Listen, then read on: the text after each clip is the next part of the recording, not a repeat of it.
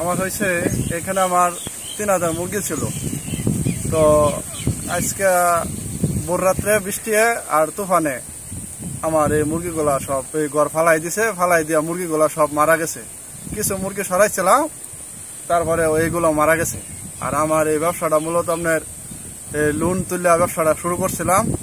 যেখানে আমার যে পরিচিতি, আমার যে ক্ষতিগ্রস্ত হয়েছি, এর আগে আমি ব্যবসা দিয়া আমি ক্ষতিগ্রস্ত, আমার লাভবান করতে পারে নাই।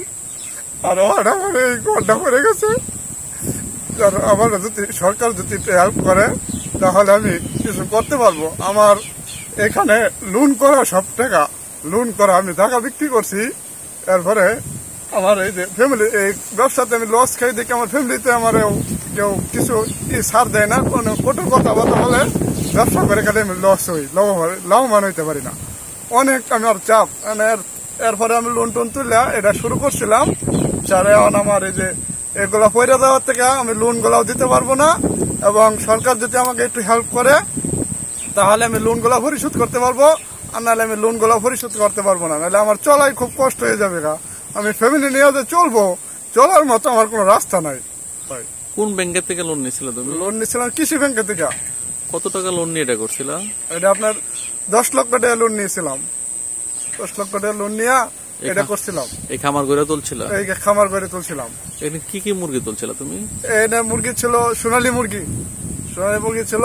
আগে করছিলাম লেয়ার করে ধরা খাইছি বাট ফুলোতে, ধরা খাইতে পরে সোনালী করছিলাম। সোনালী আপনার ধরা খাইছি, কিছু মুরগি মারা গেছে।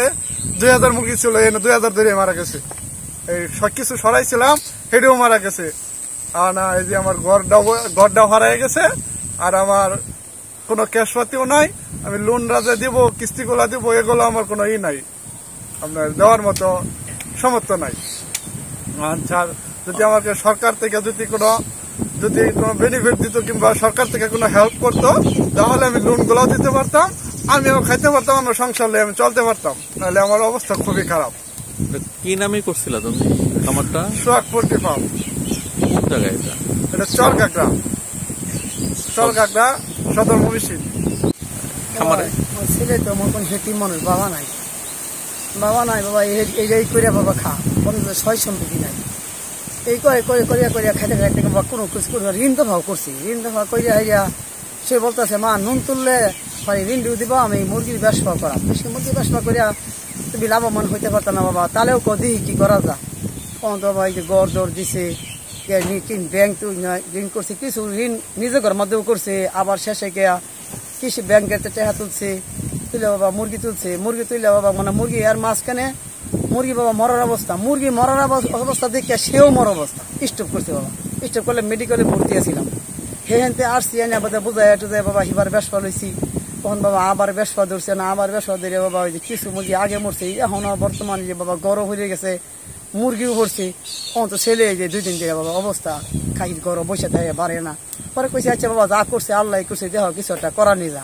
পরে সবাই বাজে আর কি বললো, বলে দেখুন সরকারের আন্ডারে একটু সহযোগিতা যদি করে, মানুষের করতেছে বা করছেও, তাহলে আপনি দয়া করে কিছু একটা করাবে।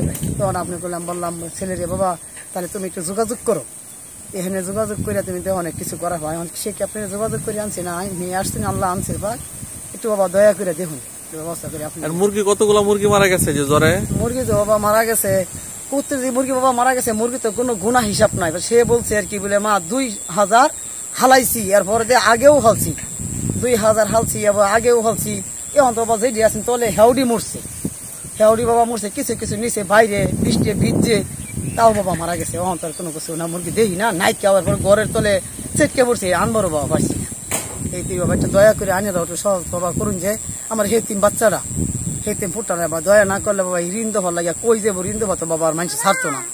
ঋণ দফা হলে বাবা কাজিয়া কেঁচা করুন, দয়া করলে বাবা দেখুন যাইতে কি করুন যা, একটু আনিরা বাবা একটু দয়া করুন। লগে থাকিয়া সরকারের বাবা একটু দয়া আঙরে করবো কই, আঙর সরকার ছাড়া তো আর কোনো রাস্তা নাই। মানুষের কাছে তো ভিক্ষা করলে বাবা এরকম কিছু ভিক্ষা দিত না, চলার মতো কোনো ভিক্ষা বাবা দিত না। ঠিক আছে বাবা একটু দয়া করে আপনি ওর সাথে থেকে বাবা একটু আমার ব্যবস্থা বাবা করেন।